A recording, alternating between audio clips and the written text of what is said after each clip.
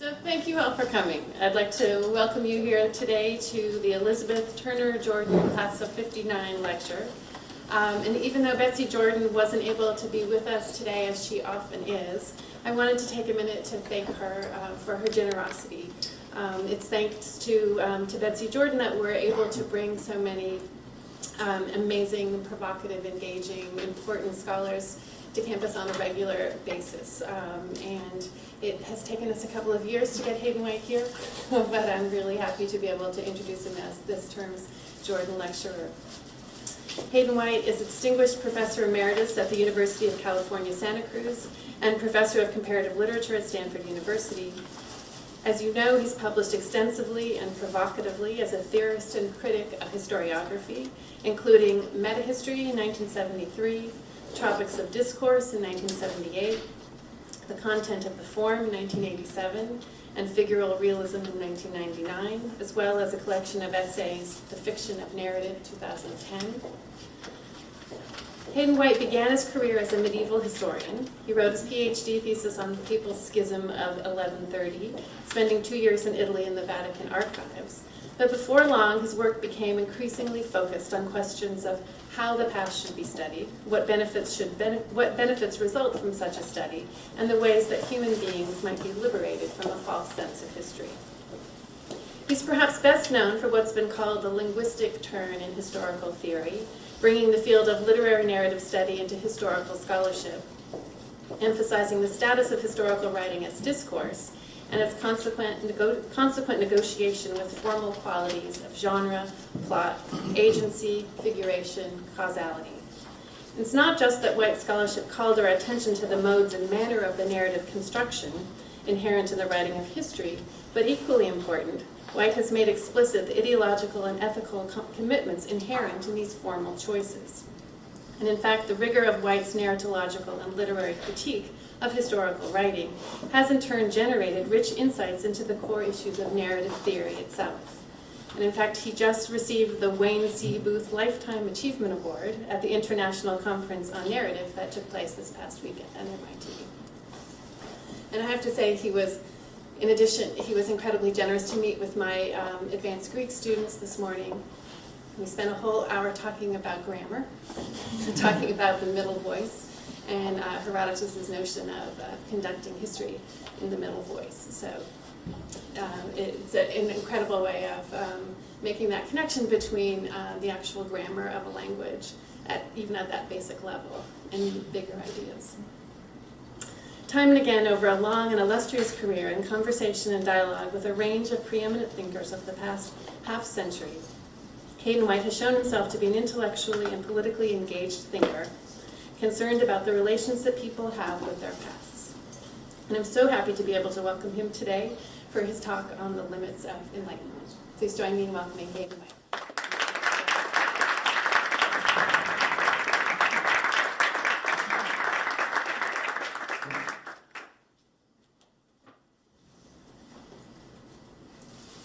I put a picture on the screen here.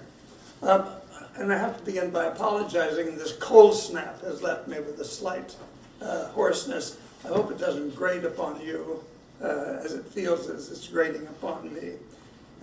If you decide that it does, it is grating, then you can leave. After all, my view about academic gatherings is that if you stay 20 minutes, you're all smart people, and you get it. You don't really need to listen to the whole thing, you know. It's sort of like hum me a few bars and I'll go along. So I'm never offended when someone leaves in the midst of a talk. This I took year before last in Jerusalem one evening when a group of us were out carousing at a Holocaust conference. The only kind of detail. And I saw this thing in downtown Jerusalem. And I thought, what is it? Especially the lighting left me with some indecision about where to place it. And of course, the first step in knowledge is to find the categories that you apply to some thing that indeterminate form or function. I suppose if I were a physicist, I would know what it is immediately. It looks like a generator or something of that sort. But that's too vague. So I decided to put that along with another piece. Another picture I took, a photograph I took in Rome a couple of years before that. This is over behind Trastevere. And I was walking, it was a Sunday, a very hot Sunday in August. And this is the Tiber down here, you know, the noble Tiber. As I walked across this bridge and I saw this, I was struck by how similar it is to the kind of exhibition that you have at the Tate in recent years. That's called relational art. And I thought of the effect that you get by just putting a caption on a pile of junk. Connections, combinations are what we do, badly or well. And I'm not quite, I think this is what the old gas works in Rome, very near which they have established a museum called Dei e Macchine, Gods and Machines. They've taken an old power plant and they've left all of the generators in it. They painted them all black, and they moved the entire collection of Hellenic sculpture from the Capitoline all the way down to this place, and set these gods and nymphs and satyrs and so forth up against these machines. It's one of the most striking, it's a permanent exhibition. If you go there, you can see it. Well, what am I doing? I'm putting together stuff that doesn't seem to go together. And that includes titles and images. I'm not an imagist, but I am concerned about the way we work and rework historical materials, which differ from the kinds of things that we study on an everyday basis that are open to perception, things of the past. As you get older, when you get very old, you spend a lot of time in the morning, not in a state that is not exactly dreamlike. It's almost dreamlike. You go in and out of it, and you can recover all kinds of images of loved ones, of people who offended you, of failures, of mistakes you made that were embarrassing. And I always think of history as being that state, a world that's no longer open to perception. It's not quite open to memory. Most of us have no memory of an earlier historical period. And it's not quite open to scholarship, although that's the only access we have to it. As you probably know, over the last, since the 1940s, the Enlightenment has been a kind of fetish object for historians. The Enlightenment, that period between roughly 1650 and 1750, in France, England, the Enlightenment has become a kind of bellwether or a kind of measuring rod for the growth of civilization, Western civilization, bien entendu. And it's since the Frankfurt School Adorno and Horkheimer in the 1940s wrote a book called The Dialectic of Enlightenment. It's been under attack. It's been under attack. A couple of synthetic books have done much to try to salvage the Enlightenment. But one by Ernst Cassirer and another by Peter Gay. And most recently, I'm sure you encountered Jonathan Israel's work. It's funny, this is a massive study of the Enlightenment. It's the 5th volume. And it covers everything. It covers the Enlightenment in Portugal. It covers the Enlightenment in Slovenia. Everywhere there was anything bespeaking the Enlightenment, Jonathan Israel has sought it out. And he wants to redeem the Enlightenment from the attack on the right, which suggested that the Enlightenment was the cause of the French Revolution and all of the bad things that came from that. And from the left, Adorno and Horkheimer, who had the view that the Enlightenment was the beginning of what might be called the de-animation of life in the West under the press of the machine, of bureaucratic techniques of governance, and of all kinds of automatism. According to the Frankfurt School attack was a surprise to people on the left, since it was assumed that the Enlightenment was the wellspring of everything that was radically new and different about post-Marxist social planning and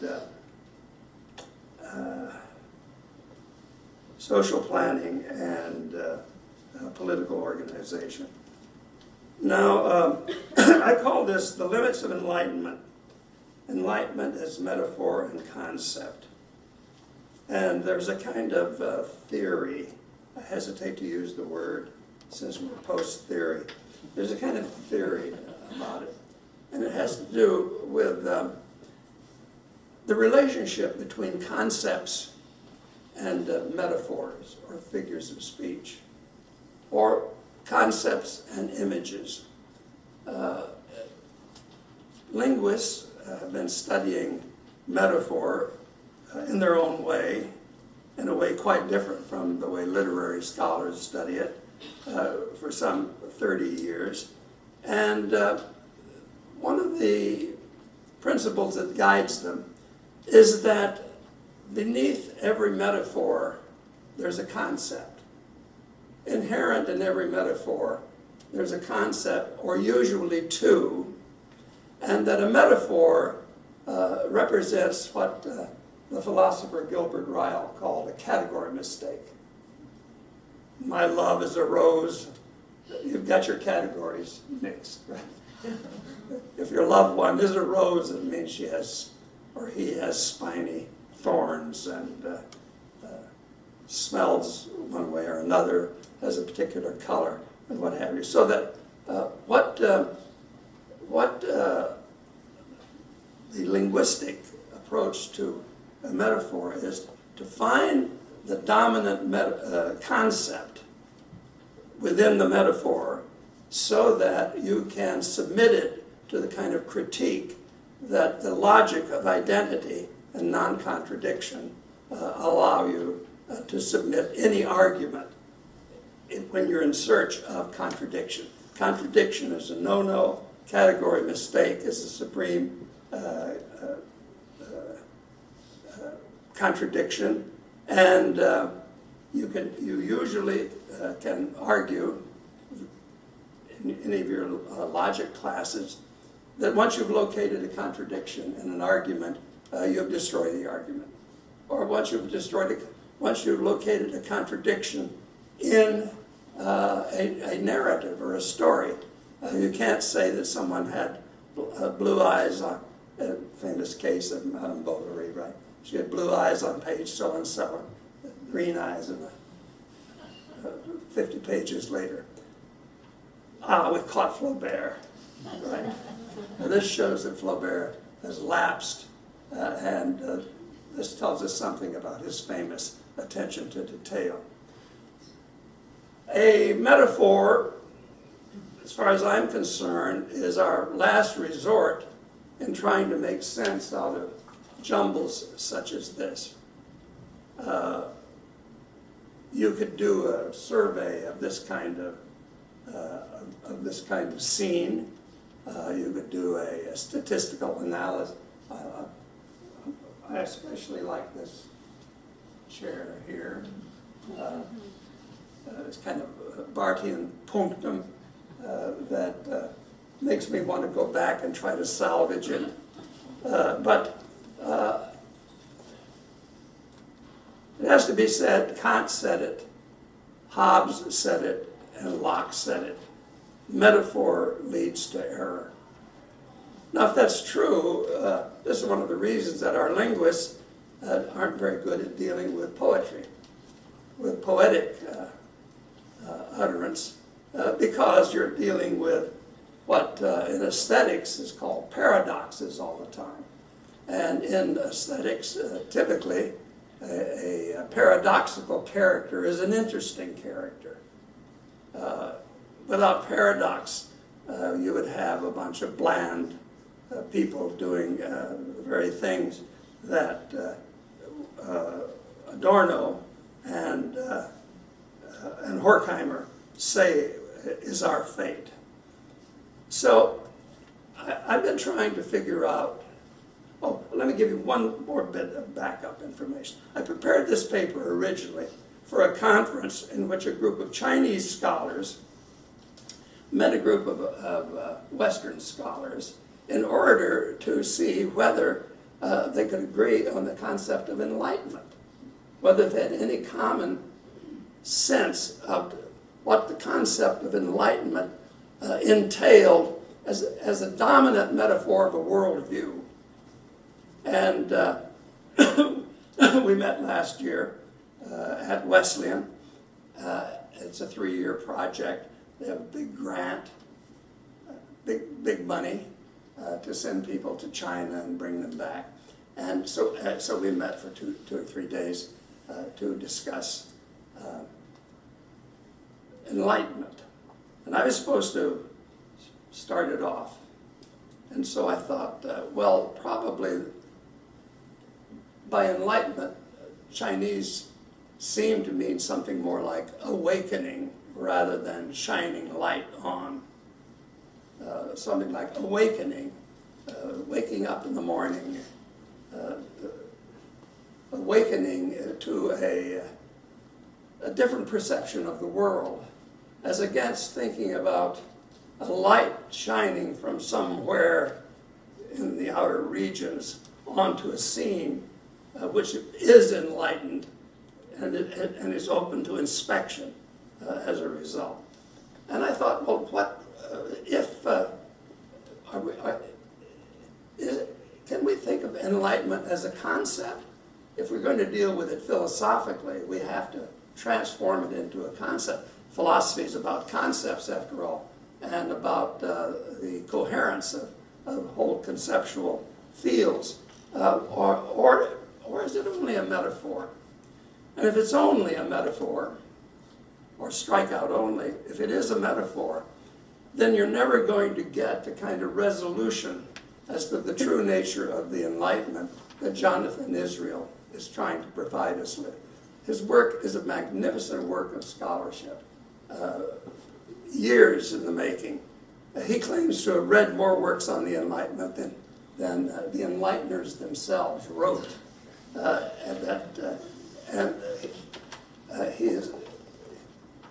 He works away, he doesn't teach. He works away at Princeton Institute for Historical Studies on what is now the 5th volume, maybe out by now. And he wants to straighten out the Enlightenment, and he thinks it can be done by empirical analysis of every document that ever looked like it came out of the Enlightenment. So I thought of, put together, Chinese think of Enlightenment, the ones who came to our conference, more in terms of the 20th century revival, the May 4th movement, things of that sort, that was guided by people who were inspired by the Enlightenment, Bertrand Russell, John Dewey, people of that sort. Frankly, they didn't seem very much interested in debating Enlightenment. They didn't seem very much interested in debating, which was very, I mean, one thing I learned after 60 years of scholarship visiting China is that maybe the best way to advance scholarship is not by arguing. It's not by arguing, but by some other mode of meeting and sitting together and talking about things that are aslant of the topic that you are interested in. In other words, they were much more open to the notion that enlightenment is a metaphor, and you don't have to try to straighten out all of the aspects of it to make it completely internally coherent in order to grant that it has some virtues and some vices.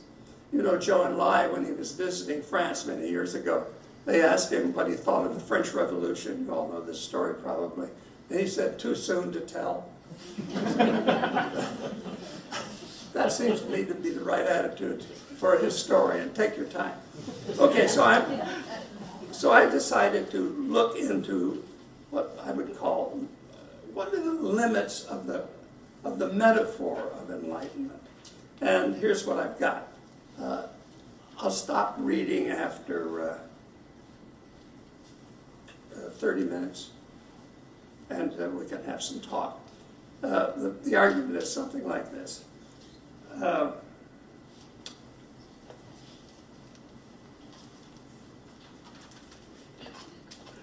The modernist project of enlightenment differs from its earlier counterparts, we're thinking of the Renaissance, by virtue of the muddying of the distinction between lightness and darkness, deriving from the modern scientific conception of material reality. Whereas older conceptions of enlightenment had presupposed a simple opposition between light and darkness, which equated with an opposition between spirit and matter. The two cities of St. Augustine and the like, opposition between earthly city and heavenly city. The modern scientific conception of matter, elaborated by Newton in his Optics of 1704, was much more elastic, much more attenuated. So much more attenuated that instead of being seen as light's opposite, as the opposite of light, it could be just as easily conceived as the foundation of light. A primary form, in other words. Which is primary, light or darkness, in the cosmos. In other words, in modern scientific materialism, light could be accommodated as a mode or a species of matter. The older Neoplatonic conception of the relation between spirit and matter connected them by emanation. Matter was spirit at the further remove from the source from which it emanated. Matter was not non-spirit. It was not non-spirit. If I had a chalkboard, I don't suppose they have them in schools anymore, but if I had a chalkboard, I would draw a hermeneutic square for you from Aristotle's Hermeneutics, in which I would show you that any semantic field can be set up by an opposition such as light, darkness, right? But then the negatives of those two terms. So the field itself is constituted of light and darkness, posited. But then the negatives of those two, not the opposites of those two, the negatives are non-light and non-darkness. So you have a fourfold field. Light, darkness, not light, not darkness. So not dark is a way of thinking about something that kind of light. And this gives you a way of building hierarchies between light at the top or dark at the bottom, with not dark first, and then not light. After all, it's better to be not light than not dark, is it not? Or is it the reverse? The whole point has to do with the definition of things by privation, to define a thing by what it lacks rather than by what it has, and then to define it by what it does not lack.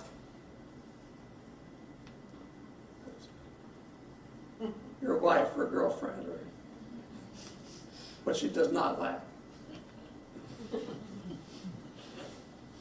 I'm beginning to sound like Zizek, probably. Although not as funny.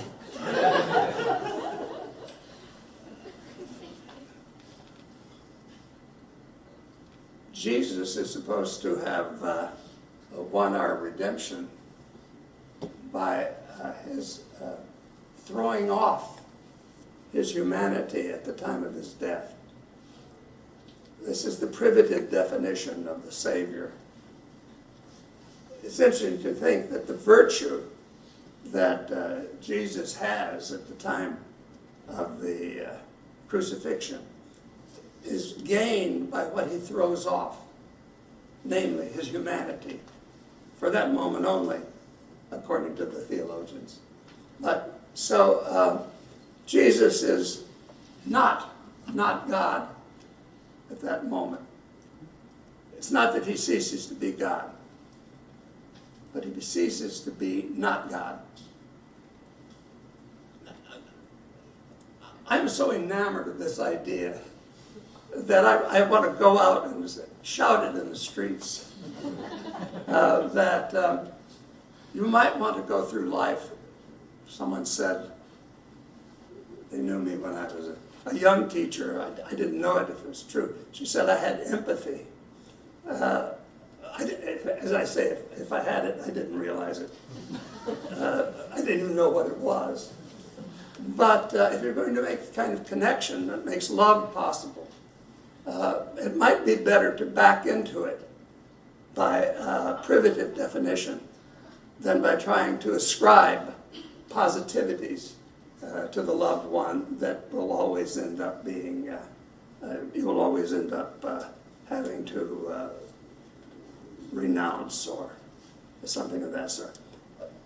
This is a kind of Eastern way of thinking, I guess, which deprives the material world of its oppressive presence, its demand that it come first. Now, what happens in the Enlightenment, and I hadn't seen this noticed anywhere else, is that Newton in the optics is trying to define light, the essence of light, and he finds that it's matter. That light is matter. But I don't know if a modern physicist thinks that way. There are various theories, as you know, about light. And what Newton was able to do by all kinds of legerdemain was prove that light had to be matter. Because if there's only one essence, one substance in the world, and if it is matter, then even light must be matter. How to prove that becomes the problem. It's like proving that that if body is primary, spirit must be body. It must be body of necessity.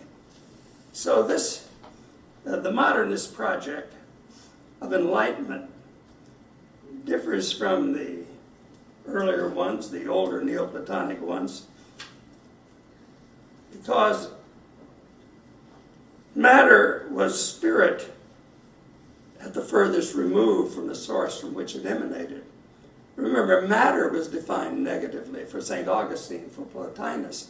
the source of being is light, and the further away from the source of being the entity is, the more material it is. Matter, therefore, is a negative entity. Newton is going to reverse that. And this has a great deal of implications, not only for psychology and morality, but also for politics. So matter was not non-spirit, and everything appearing in the space between spirit and matter was either quasi-matter or quasi-spirit, a mixture of the two. The Newtonian conception of matter makes everything secondary to it, including light. Now, in a certain sense, well, I'll show you some. I wanted to show you a few pictures of light, so you remember what it is. Because you can't grasp it. In a certain sense, the Enlightenment, the period from Western cultural history in which the literati, or a significant portion thereof, named itself as the champions of light, and their program is the triumph of enlightenment. This enlightenment can well be seen as obsessed more with darkness than with light. And there are a lot of good essays on the oppressiveness of darkness in the 18th century. Ever wake up at 4 in the morning and panic? That's the darkness. As Lacan said, wake up at 4 in the morning in Baltimore. There you're in contact with the real. The real as the body without organs that presses down upon you, unidentifiable, does not have parts. One thing about anxiety, as Ruth Ronan teaches us, is you can always be certain when you have it. You don't ask, is this genuine anxiety? You don't ask, is this truthful anxiety? It's against false anxiety. Anxiety is fundamental. Now, the Enlighteners considered light to be benign even in its excess, and darkness was the problem they tried to solve with the aid of light. Kant's great philosophical project begins with the attempt to answer the question, given a world in which mind must be considered to be adequate to its objects of interest, how is error possible? When I took Kant from my beloved teacher, Louis Beck, it was taught as Kant's achievement in explaining how knowledge was possible.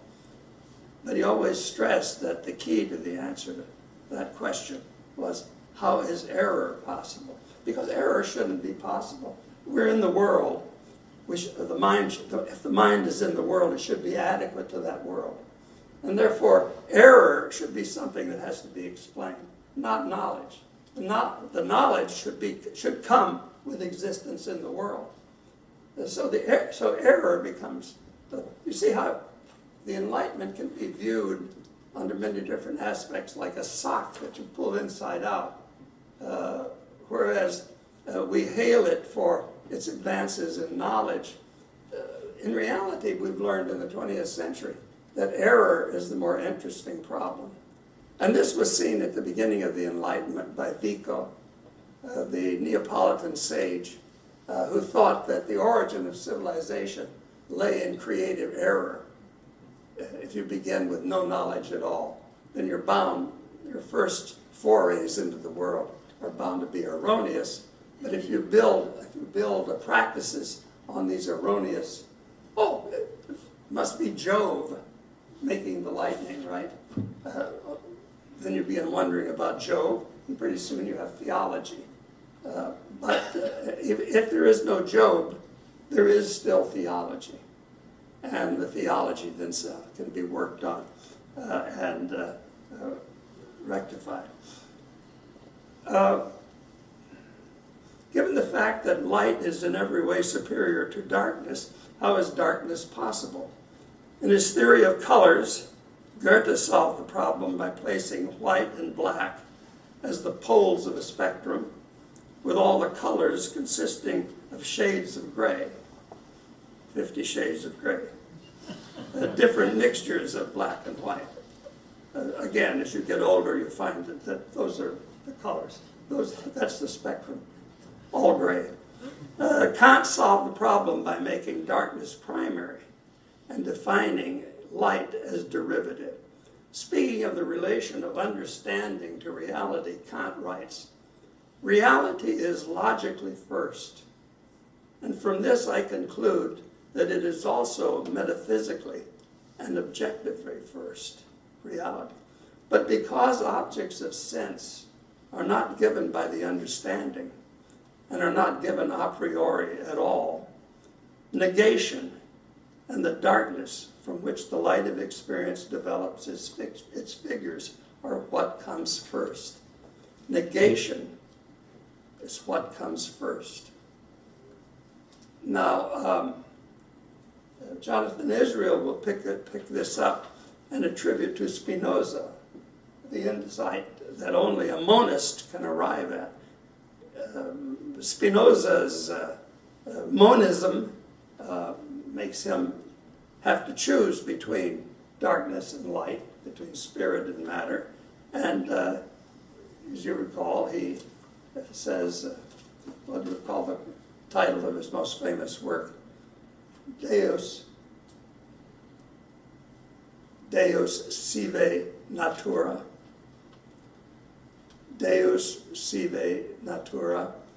It's a wonderful title. I advise you to use it whenever you can, the form, because it means God, or if you wish, nature.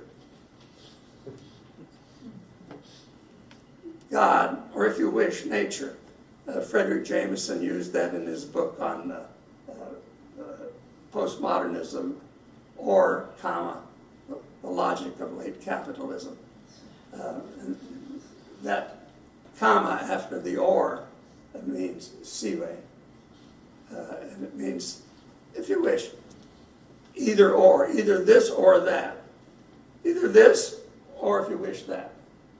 In other words, you resist this cutting of reality into different parts that you set over against one another in order to think in terms of relationships of mode rather than causality.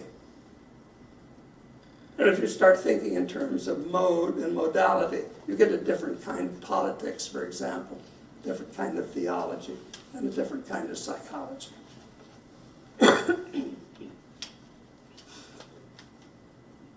So the light, which in Enlightenment is considered to be both the means and the end, or result of a process, has anything but a fixed meaning during the period in which the Enlightenment is supposed to have occurred. And indeed, during the same period, everything conspires to dissolve the oppositional structure in which light is accorded ontological superiority over darkness. The weakness of that light, celebrated by the Enlighteners, was perceived early on by Vico, as I just mentioned.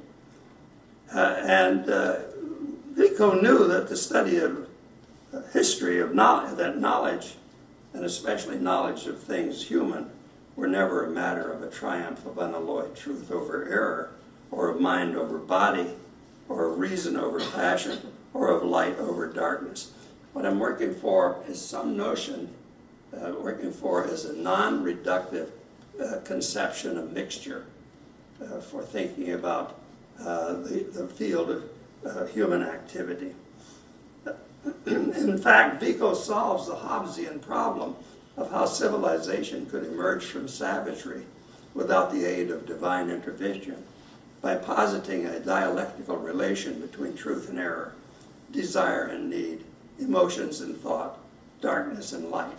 Can't have one without the other. This kind of insight will serve later on as the basis for devastating critiques of the Enlightenment by Hegel, Nietzsche, Heidegger, and Adorno and Horkheimer. Thus, Adorno says, ruthlessly, in spite of itself, the Enlightenment has extinguished any trace of its own self-consciousness. Now, what is meant by that? The Enlightenment has extinguished any trace of its own self-consciousness. In what sense is this a flaw? Adorno is following Hegel here and suggesting that the Enlighteners were fanatics, that they were fanatics. And they were fanatics who were incapable of empathizing with the one thing that made life possible, and that was belief. Belief. Hegel says that the Enlightenment was like a disease. It wipes out belief wherever it finds it. The thing about belief, of course, is you don't have to have reasons for belief. Belief is certain. Belief is impregnable to argument. And belief can lead you to the wildest kinds of speculation as well as of action. So Adorno and the others, what Adorno decides is that the Enlightenment is so interested in rooting out belief, it roots out its own capacity to believe in its own principles. That it can no longer, at the extreme point, it can no longer believe It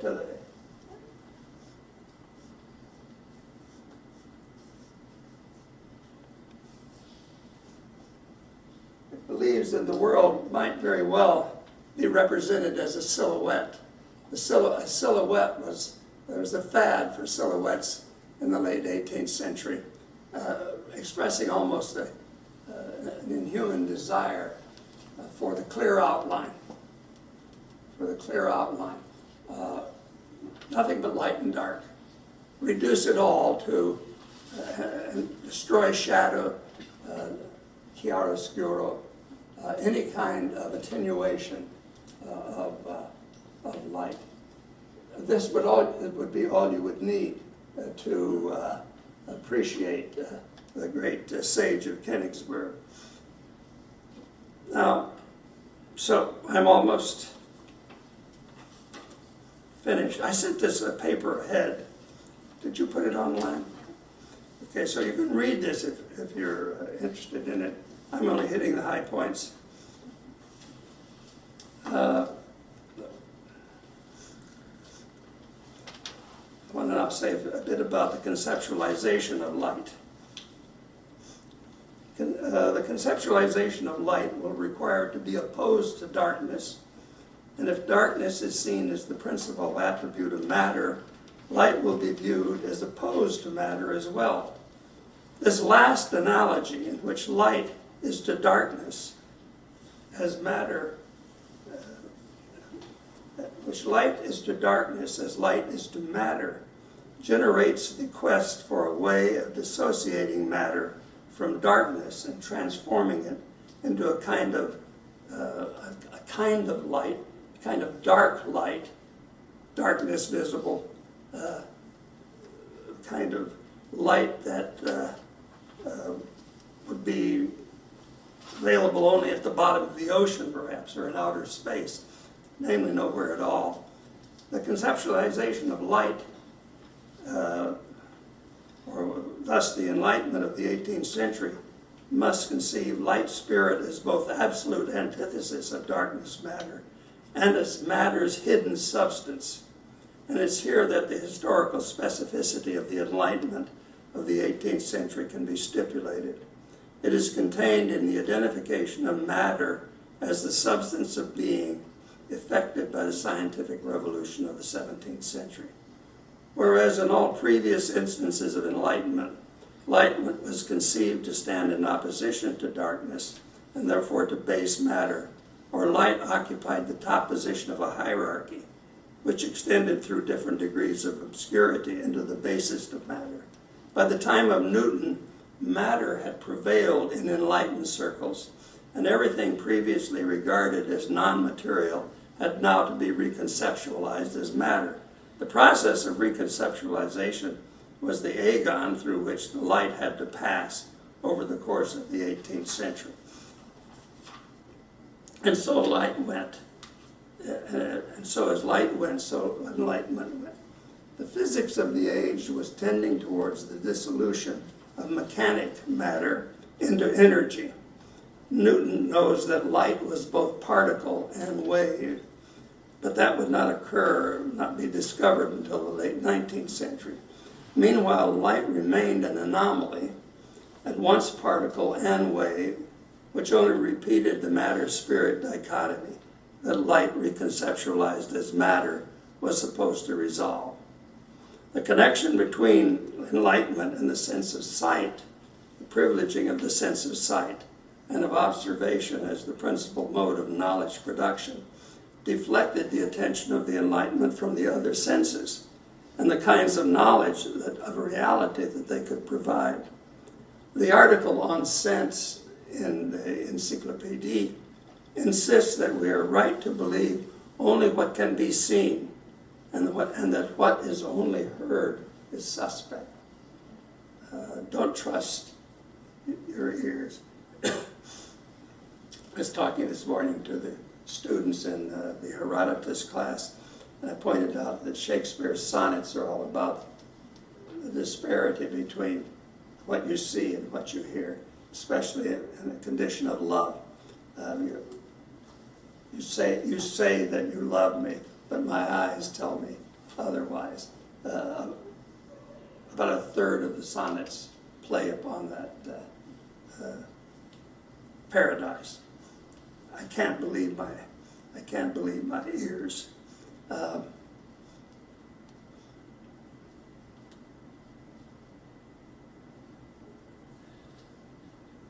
But the idea that darkness could proceed and, as it were, generate light as one of its effects was difficult to swallow. It resembled the Christian idea of a generation ex nihilo, the generation of something out of nothing. It turned out that the dualism of light versus darkness could not be overcome only in some version of ontological monism in which light would appear as a mode of darkness. Light would appear as a mode of darkness.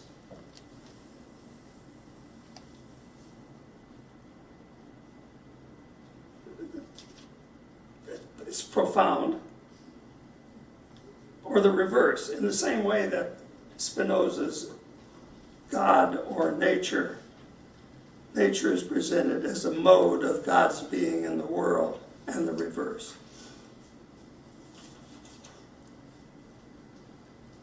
And indeed, in Newton's Optics of 1704, can be seen an effort to raise light to the status of matter by conceiving light as matter convertible into body. Here is Newton in question 30 of the Optics. Are not gross bodies and light convertible one into the other? And may not bodies receive much of their activity from the particles of light which enter their composition? For all fixed bodies, being heated, emit light so long as they continue sufficiently hot. And light mutually stops in bodies as often as its rays strike upon their parts, as we have shown above. I know no body less apt to shine than water, and yet water, by frequent distillations, changes into fixed earth. And as Mr. Boyle has pointed out, and then this earth, being enabled to endure a sufficient heat, shines by heat like other bodies. So just as black and white were ultimately shown to be modes of refraction of light rays, so too the relation between darkness and light, or matter and mind, could be so construed. But then the question was, could ignorance be regarded as a mode of knowledge? I mean, if you begin working these kinds of dichotomies, and you say, oh, light is a mode of matter, spirit is a mode of matter, can you go on to argue that ignorance can be a mode of knowledge? Not a form, a mode. Superstition might be a mode of reason. Magic might be a mode of science rather than something to be thrown out, but used as a basis for generating experiments. It happened in alchemy. And beyond that, to finish out the list, Kant offered as impediments to enlightenment obedience as a mode of autonomy. Kant actually tells the subject, the citizen, reason all you wish, complain all you wish, but obey the sovereign. So that obedience becomes a mode of action for the autonomous subject. That's a tough one to swallow, for me at least. Could slavery be a mode of freedom? Now, these kinds of paradoxes are what the Enlightenment ends in, it seems to me. So that this is what makes difficult the culmination of the Enlightenment that should have resulted in its success, namely its capacity to write an enlightened constitution. You know the story about the American Constitution. Jefferson originally wanted to do away with slavery, but the South wouldn't have it, and so they decided to make black men 3/5 white. This is the age of reason. What I'm trying to get at here is we see reason, celebration of reason, understood as light, on the analogy of light, being driven to a number of paradoxes. These paradoxes are not entertained as such. And by the way, it's one of the great achievements of Immanuel Kant to recognize that you can correlate anything with anything else by thinking of it as a mode of relationship. And that's what I believe will also ultimately allow the historians to finally discover, if not the laws of history, the modalities in which history evolves, different kinds of changes, different ways. Now, there was resistance to the Enlightenment from the very beginning. Isaiah Berlin has written about it, but it started with Vico already in the early 18th century. And it goes on down through Leibniz, even can be considered an enemy to J.G. Hamann, the great philologian of the North, and on into Romanticism. But I want to suggest that there was, within the Enlightenment, one department of activity that takes these paradoxes and transforms them into a mode of action that is creative and potentially liberating. And I'm thinking of the work of Winckelmann, the great historian of art, who was murdered for being a historian of art, perhaps. Winckelmann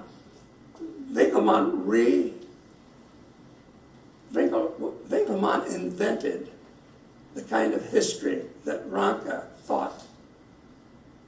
thought he was going to be able to write. Because Winckelmann was enamored of Greek art, which he knew only through copies, but he also had an insight that of all the kinds of historical materials that we have before us, including arches like these and ceilings like these, everything belongs to history that's man-made. He thought that the art object was the only one that remained in its pristine state even after thousands of years, whatever ruination it had suffered. That if I want to study the 30 Years' War, I can't go and study the 30 Years' War and look at it. But I can, if I want to know something about a statue of Praxiteles, I can go and look at it. It perdures into the present. It perdures into the present, and it's open to inspection, to visual examination. And so Winkelmann is one who invents source materials, but he's so rigorous that he rules out most of the sources that a historian could study and leaves them only with these art objects, so that the history of civilization becomes the history of art. Now, finally, how to study the art object? Is there a particular method for studying the art object? Do you want a laboratory that is well lit? Or do you need light shining on these objects so that you could see where a bit of paint has flicked off? Winkelmann discovers that the best way to study a sculpture, he's interested especially in sculpture, is by draping a fine cloth, wet cloth, over the surface of the body of the sculpture. Why that? Because he believes that the beauty of the work of art is contained in its organic integrity. That if you're up too close and you see too clearly, then it falls apart into parts. You become aware of the hand, and you are no longer able to discern the transitional moment between whatever this is, the wrist and the hand itself, the hand and the fingers. So he says in order to study appropriately, we must try to grasp the relations among the parts without seeing the parts individually. Probably not unlike the idea, Deleuze's idea of the body without organs. You know, the idea that try to imagine a body, a living body, but without organs, before a little hand is poked out or a bit of hair appears. The body is potentially anything at this moment, at this hypothetical moment. When the parts begin to articulate, then your attention is drawn from the totality to the parts. And the result is that you begin to see the thing as a congeries of parts, namely a machine, rather than an organic, living sculpture. So he argues for what will soon become a dominant idea in Renaissance aesthetics. He argues for, well, my colleague Franco Moretti is trying to develop something called distant reading. Have you heard about this? You've heard of close reading, of course. Franco Moretti says, no, what we need is distant reading. If we're going to deal with literature on a world scale, we have to change the distance. It's not enough for you to sit at night losing your eyesight, looking at this text. You must be able to take in thousands, hundreds of thousands of instances of a given genre. And so he postulates the possibility of distant reading. I'm coming back to Winkelmann because he says that distant reading can be done by your students for you. I mean, you need teams to do distant reading. Because why do we study the same 12 novels, 19th century novels, year after year after year, each close reading, when in reality, millions of novels are published annually in China and Japan, all over the world, that really represent the novel in its totality. And if we're going to be scientific, we want to make sure we've got an adequate sample. So if I teach 19th century novel beginning with Virginia Woolf, let us say, or beginning with James Joyce, I am treating the novel as an automaton made up of parts. And I can teach my students, look at page 3. All you need to look at is page 3, right? Because close reading means that the totality of the work of art is in a given page, in a given paragraph. I remember when I was taught close reading by Ted Morris at Cornell University, he would do this. He would hold up the book and he would say, pick a passage. He would do that, and he would sit there, and then he would give a 2-hour lecture on a day on a keyhole in Proust. That kind of erudition required, of course, that he read nothing but Proust and Proust's work. So, but Moretti is working against this. He says he's a genuine materialist. He wants to study all novels, and so he's going to get teams together to survey the whole set. Well, Winkelmann is really the inventor of a different kind of reading, because what Winkelmann says is that the quintessence of the work of art is in the relationship among the parts. And it's very difficult to isolate a relationship between one part and another without fixing attention on one part. Very difficult for me to.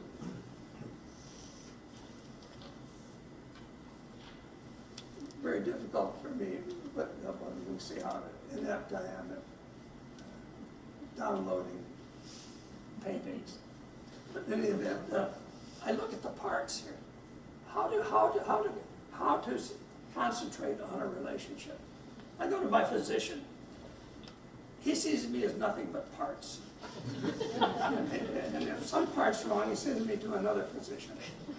And he gives me medicines of one kind, and he doesn't inquire whether the other physician is giving me any medicine. And they never look at me.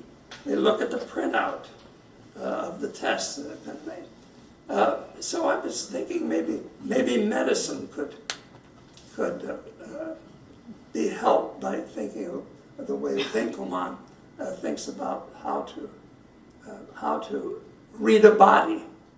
And for him, you need what Leopardi, the great lyric poet Leopardi, called il vago. You need il vago. You don't want to be too close. You don't want to be too far. But above all, you don't want to see too clearly, because the more you illuminate a thing, the more parts you see. If you, for a moment, just squint your eyes like that, if you do that, in fact, if you go through life like that, probably get run over, but I've discovered in looking at sculpture especially, and architecture, that I can grasp what I think is the totality more easily. I was once traveling with my family in Sicily, and we came to a little town in which there was a cathedral, and the cathedral was vastly ornamented. There were scenes from the Bible and so forth. And I had out my guide, my blue guide or my Baedeker, and I was on one side, and I was trying to figure out what I was seeing on the scene, and I managed to make the description fit the scene, but I was on the wrong side. I was reading this. I was like, there's something to be said for examination of complex phenomena that is not too intrusive, that is not too intrusive. There's a time to read fast, a time to read slow. Roland Barthes says there's a time to skip. Who knows? No one's watching.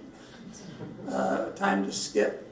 That the text itself requires the kind of moments of forgetfulness and inattention that come in lovemaking when it's effective, where you lose some sense of you lose some sense of guiding your perception, your senses, in order to allow the senses themselves to register. And he said, Vigos says, we need something like that. What the Greek sculptors in their finishing mode, or when they were copying, a diaphanous veil, wet, put it over the surface, and you get then the highlights without being drawn into the depths. Now, I've been thinking for years about historical method, dealing with sources. It's only recently when I read Winkelmann, when I was looking for the notion of the limits of the metaphor of enlightenment, that I began to appreciate darkness and the vague, those moments like the moments of reverie just before you wake up, fully come awake, and allow your consciousness to range back and forth without hindrance, time or space. That maybe this is the way we ought to think about reading. And the final message I have is that the humanities are going to be saved, if they're going to be saved at all, by not by more research, not by more research time, but by returning to the one thing we do better, some of us do better than anyone else in the university, and that's read. We read better than the guys over in the law school. We read better than any chemist I know. We are, as Frank Kermode says, we do the serious reading for the community. We do the serious reading. Any intellectual, any literate person can read. This means we need modalities of reading. We need to change the mode. Think about times in which we submit to the text, times in which we are willing to dominate the text, times in which we merely go along with it. In other words, turn down the critical apparatus, turn down the lights. So, thank you very much.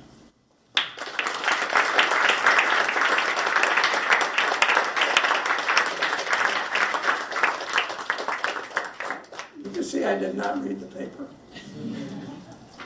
And the reason I didn't read the paper is I can't read to adults. I really can't. You all have some remarks or imprecations? Yes. Well, I thought that the pixelation of your images was an interesting way, kind of like like putting the thin veil over the image. That's what I saw too. I actually wanted to ask you about, the idea that you can see better through distance or through a slight haze is a favorite tropos in certain romantic novels, like in Scott. And their kind of spatial distance is being used as a term for historical distance. That's interesting. You say in Scott. Scott does it all the time, but it's actually very common. It's very widespread. I mean, it's like things look better when you're far away. It's this idea. Yeah. And it applies to memory and to nostalgia, but also to historical distance. And so I was just curious to know when you sort of ended by recommending this kind of deliberate adoption of a sort of a viewpoint of indistinction, if I'm Yes. sort of paraphrasing correctly. Is that similar or different from the kind of opacity or the indistinctness that just arises from just the fact that we might be separated in time from some phenomena that's, comes to us from it. Well, one certainly has to be aware that separation in time from it. But the good thing about the work of art is you're not separated in time from it. You're separated in time from what it, maybe what it expresses and maybe what it refers to. But the work of art is there, and that's what makes it so exciting. It's revolutionized museology, right? Where they now have the hands-on. They now leave phenomena that they find in a dig on the site. They don't rush it off to a museum and put a label on it so that when I come to look at it, I have to go and look at the label first before I know what kind of art experience I'm having.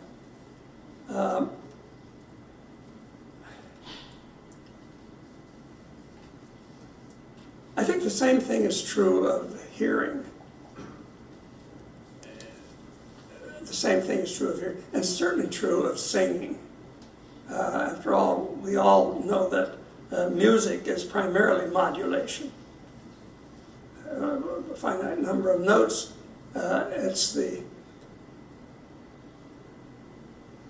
theory of modes is not well thought through, and it's absolutely crucial to the way we think and the way we feel. Changes of mode, mood, same word. A sudden change of mood. We all know what it is, but we can't define it. And a lot of the work that's being done in cognitive psychology now about the emotions is really about such changes. And they can't decide whether they want to distinguish between a feeling and an emotion. A feeling and an emotion. I have an uneasy feeling and the emotion of fear. How do they correlate?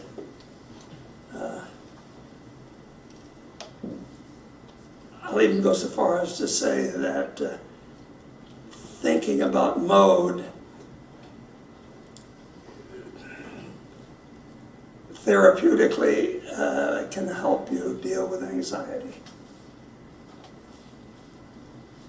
Ruth Ronan's book, The Art of Anxiety, is worth, The Aesthetics of Anxiety, is worth taking a look here. Like Lacan, she says, the work of art always puts us in, always creates anxiety. Who are these people? And of course, it creates anxiety of the kind you get in Art History 1, where you're supposed to remember all the titles of 1,000 paintings and the test that comes, and you don't know what I'm glad you noticed the pixelation. Who needs to see the Horace?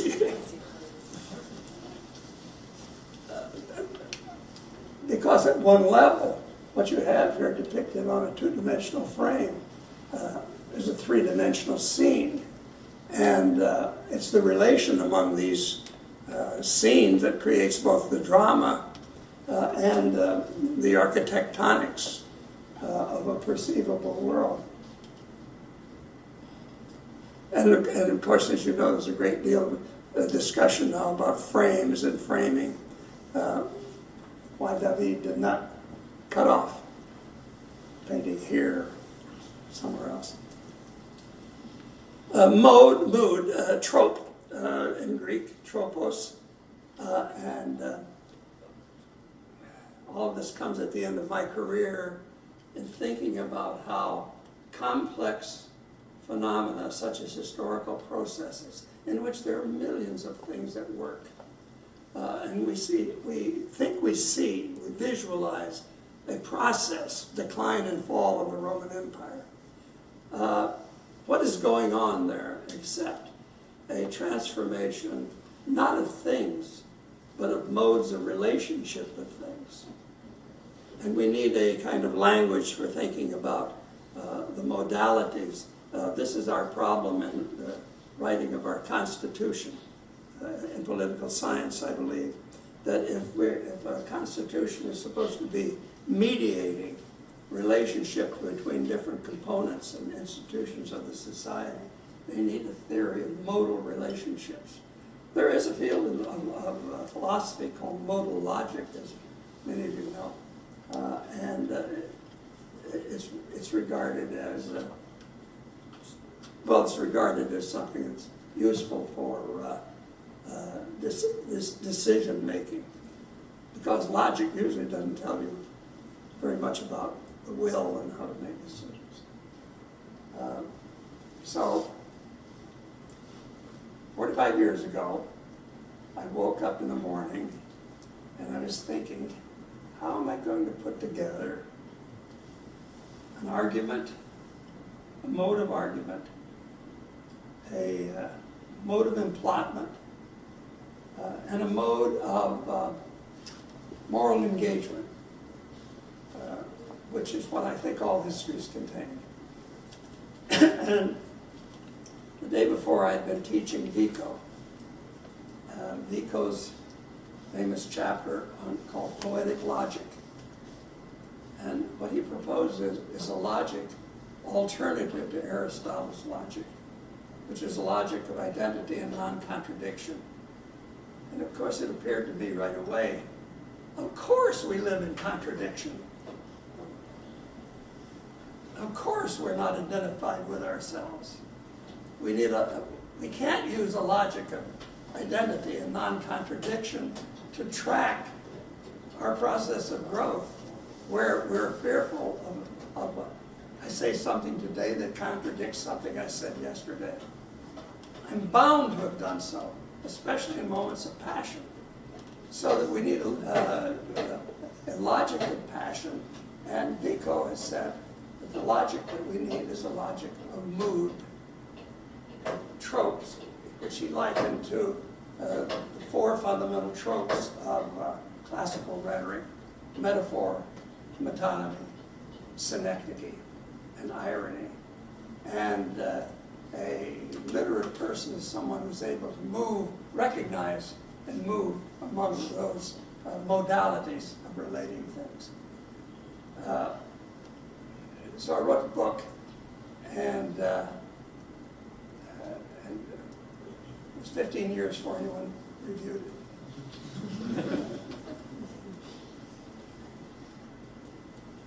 And now sometimes people come up to me and say, I read your book. And I say, which one? But I would say, must be kidding, 440 pages of tropes. Yeah, so again, mood, you can survive a lot of criticism by switching mode. I've stayed long enough, please feel free to go. I mean, for the questions that maybe you Oh, What is a mode? what is a mode? Well, as you know, it's a translation of the Latin modus, which means now. It means now. It's the dative case of the Latin word for now. And we get modern from it. And the word modern itself appears only in the 4th century after Christ, 3rd century after Christ. Modern times, what they mean is in modern times are times after Jesus was born. That the rules of the game have changed. The noble sages of antiquity were under one law. The Jews were under another law. But the Christians now have been liberated from law. And that's what it means to be modern. And this is Pope Pelagius's way of speaking. So the word mode and the Greek trope, tropos, are developed in medieval music theory. My daughter, when she was bat mitzvahed, she had to learn the tropes. She has to sing her portion of the Torah, and it's modular transformations. Just major to minor, for example. how, as they say, there is no love song finer, but how strange the change from major to minor every time we say goodbye.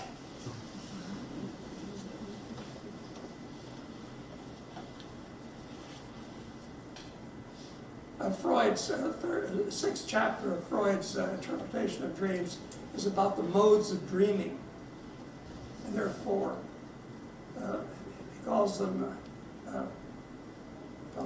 condensation, when you pack images together; displacement, when you move an emotion from one event to another;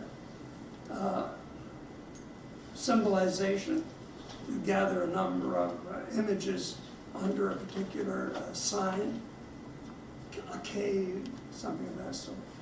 And then what he calls secondary elaboration. That's what I go through every time I'm waking up in the morning, secondary elaboration. I'm elaborating the dream field.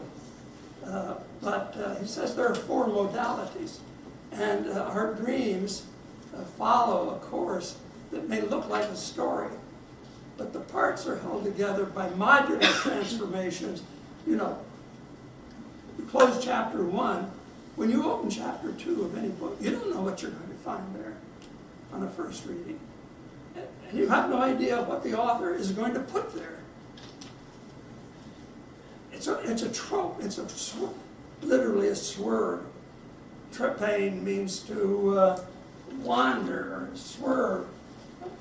Stephen Greenblatt wrote a whole book about it recently called The Swerve, and that's what a trope is. Heidegger uses it also to think about the way we go through life. We don't go through life from point A to point B. We wander. We wander off our path. Sometimes we find ourselves in a dark wood, and we make a poem out of that. So I think that what we want is something like a logic of aleatory or random transformation, because most of us are not agents so much as patients. And the Enlightenment thought that if you illuminate a path sufficiently well, you see, you can find your way home. We all know that the well-lit path is seductive. Better to take the obscure path, I think. More fun. Yeah, well, you want your life to be not necessarily an epic, but certainly an adventure. Okay. Anyone else? Yes. You began by talking about Jonathan Israel and various other attempts to salvage the Enlightenment by trying to affix a specific, precise definition to what was really a metaphor. I wonder, have you spoken with him or other people who've written similar books? No, I don't know him, but I do know other people who have written similar books. One of the ways you explain a thing is by giving a name to it, or taking a name and giving it a new content, as it were, a new referent. What I like about Jonathan Israel is he's absolutely honest and absolutely sincere and driven to find the single cause of the Enlightenment and the thing that makes it unique. And he's driven. The result is great scholarship, but he can no longer do that. What caused the Enlightenment? What caused the Enlightenment? Where did it first occur? You know? Holland. Who? Guess who? You're speaking to me. Yeah. Israel says Spinoza. Spinoza, of course. It's the Jews. Right. The Sephardi. Blame it on the Jews. Is the project that you're giving us here in response to that kind of attempt? No, what it is saying, when you read Israel, take it for what it's worth. That is a tremendous job of labor but one that, because he thinks he can pull all the pieces together and put them together in a hierarchy, things are more enlightened, less enlightened. He's trying to identify what is really, really radical about the Enlightenment as against what's merely liberal. And his answer is, when I said it's the Jews, his answer is monotheistic religion. You can't have enlightenment with polytheism. If you have a single God, then you've got the principle of organization. And you know, this is the story we tell ourselves over and over again about, well, the story from the old Stone Age to monotheism or to Christianity. Albright's great work. Now, I happen to believe that Hebrew ethical monotheism is an original moment in world history that we ignore at our peril, and we certainly don't teach our students adequately enough. My students no longer understand a word. No Christianity, no Judaism, no Assyrian mythology, something you can really get your teeth into. But the point has to do with the difference between a humanity that is split between conflicting authorities in its imagination. You know, the God of love versus the God of war. You have to deal with them. You can have no principle of truth, an ethics of truth, in a polytheistic world, because you have to lie to one God in order to get past, to something. But with Hebrew ethical monotheism, you have an ordering principle, whether it's real or not. You have a single principle, and you have a way of thinking about hierarchically ordering things with respect to that principle. And without that, I don't think we can have science. Without science, for example, I have very little respect for truth. I think truth, I agree with Nietzsche, the truth is a lie that has been imposed upon us as a supreme principle in order to keep us oppressed.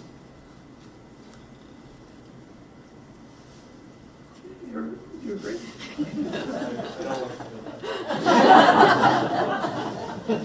Yes and no. Yes, Sive, no. I'm overstating it just for purposes of dramatization.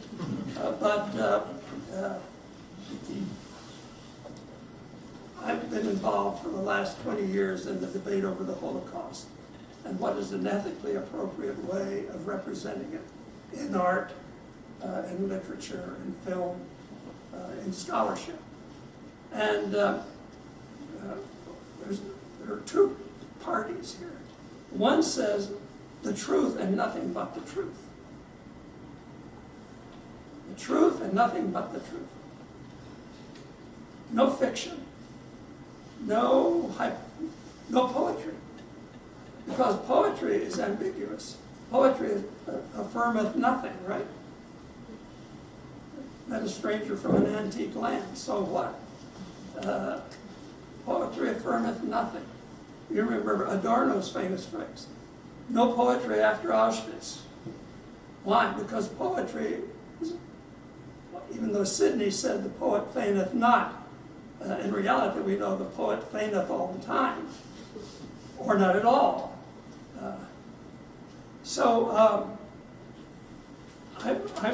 The historians that I know take that view, so that if you make a mistake in the representation of any part of God's creation, you're not only making an error, you're telling a lie. The creation is sacred, so you must be very, very careful what you say about it. And I think if you go around doing that, you end up, in shul studying the Torah for the rest of your life. So,